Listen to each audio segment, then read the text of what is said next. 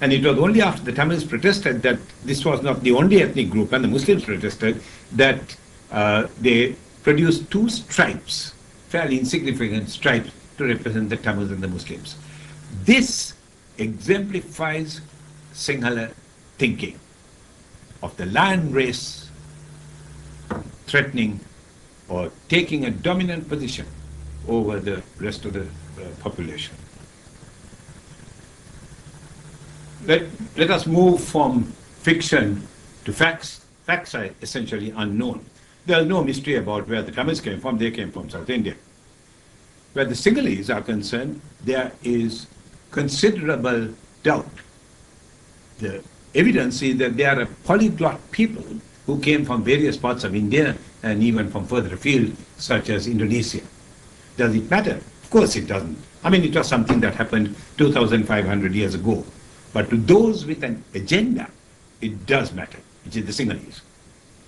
In addition to what I've just told you, this absurd story of the Mahamamsa, they claim that they arrived in Sri Lanka before the Tamils. There is not a shred of evidence to support that. In fact, there is a lot of evidence to the contrary, because the country is only, as I told you, 20 miles away, 36 kilometers away from the South Indian coast. It's most unlikely that the Sinhalese, who claim to have come from here, got there before the Tamils. Anyway, we'll leave that aside. The second baggage that the Sinhalese carry is that, as I told you, Buddha gave them the country.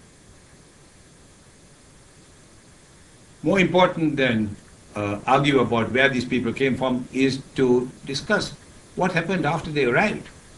After a series of wars between the Sinhalese and the Tamils, and from invading tribes from South India, the two ethnic groups, very sensibly in my opinion, decided that to divide and exist was better than to fight and destroy each other. The Tamils established a separate kingdom, a Tamil kingdom in the north, functioned between 13th and 17th century. There's very good evidence for that. The Sinhalese decided to set up two kingdoms, the Kandyan kingdom in the center, Kandyan Sinhalese, and the Kotte kingdom, the low country Sinhalese, the area that I come from. So, Sri Lanka, or Lanka as it then was, consisted of three separate kingdoms. Then came the Westerners. 1505, the Portuguese, who were interested in mainly the spice and Roman Catholicism.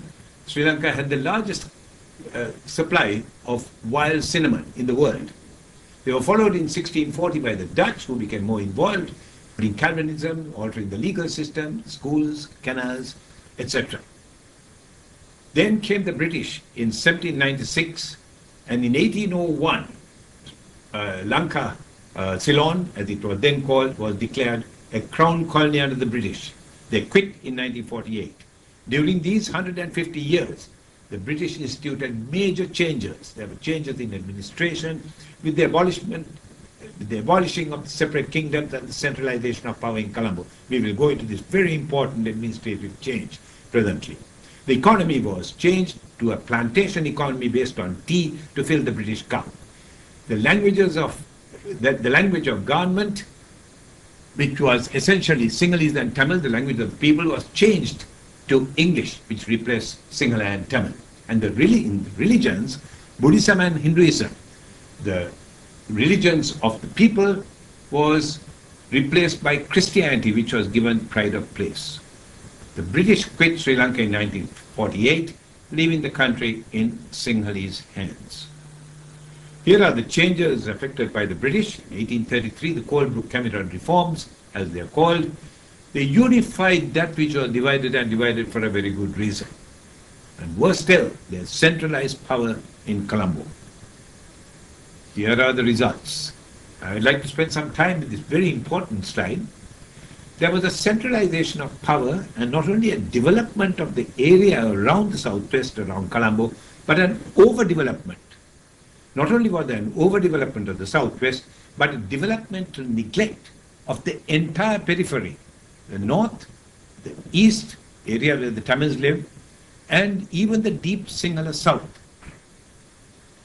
It is interesting and important to appreciate that the two major uprisings, anti-government uprisings that have occurred, the Sinhala youths Marxist youths in this area, the Sinhala South, and the Tamil militants from the north and the east came from this developmentally neglected area. The Tamil youths had a second reason for their uprising, and that was discrimination against the Tamils, which we will go into. Two interesting points, important points, that because of the developmental overdevelopment and selective development of the southwest, the Tamils had, or some of the Tamils, had to migrate from the north into this area for employment and for education, for tertiary education. For many years, the only university in Lanka was in Colombo. Here they competed successfully, and some would say too successfully, with the Sinhalese for scarce jobs in a shrinking jobs market. The result was that when the British quit Sri Lanka, more Tamils on a percentage basis held white-collar and professional jobs and jobs in government departments than their percentage in the country. There's another interesting point. I told you that there was an uprising of the Sinhala militant Marxist youths in this area in 1971 and again in 1988, which challenged the Bandaranaike government in Colombo and brought it to its knees. The Tamil youths uprising there challenged the authority of the Sinhala state. This is called an insurgency, while that is called terrorism. The play with words is interesting, to say the least.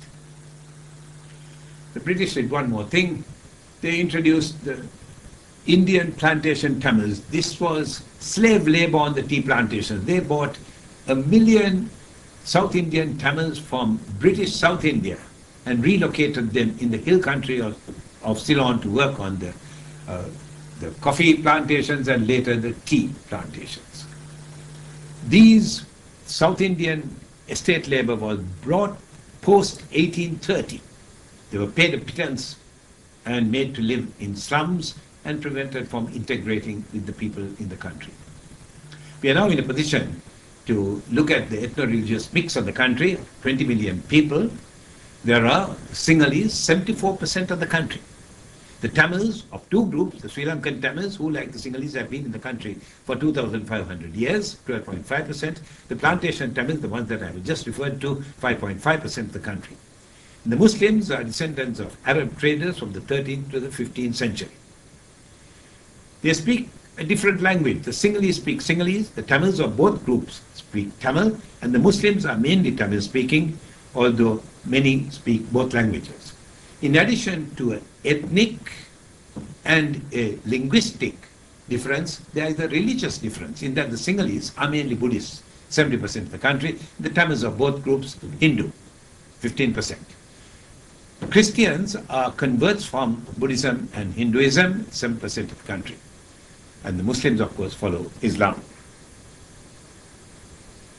The British left in 1948, as I said, leaving the country in the hands of the Sinhala majority. The Sinhalese will always be in the majority because they form 70% of the country. There were no safeguards for the Tamils. The Tamils, looking at their history and concerns about anti-Tamil racist comments being made by the Sinhala politicians even before the British left, expressed concerns that under a Sinhala regime there will be discrimination against the Tamils. And they asked for a federal Tamil state, or at least guaranteed minority representation for the Tamils. The British, in their wisdom, thought that this was not necessary. They claimed that constitutional safeguards were sufficient for the protection of the minorities, and we will see how safe these safeguards are.